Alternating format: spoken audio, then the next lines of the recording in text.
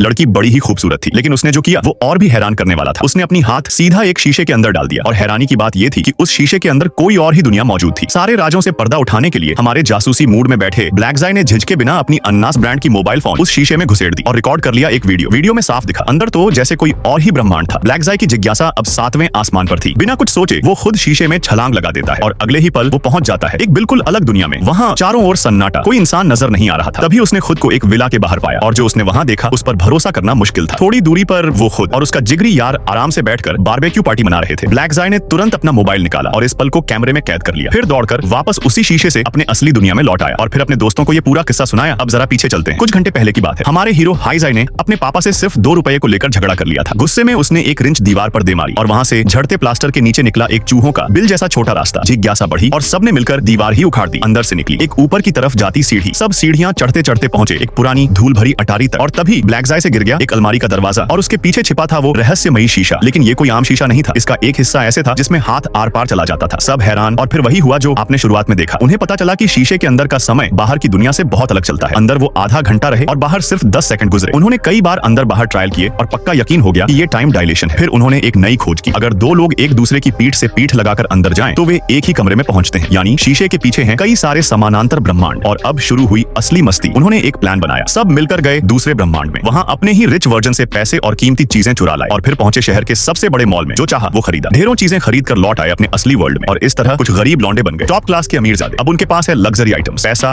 और फेम और कहानी अभी बाकी है।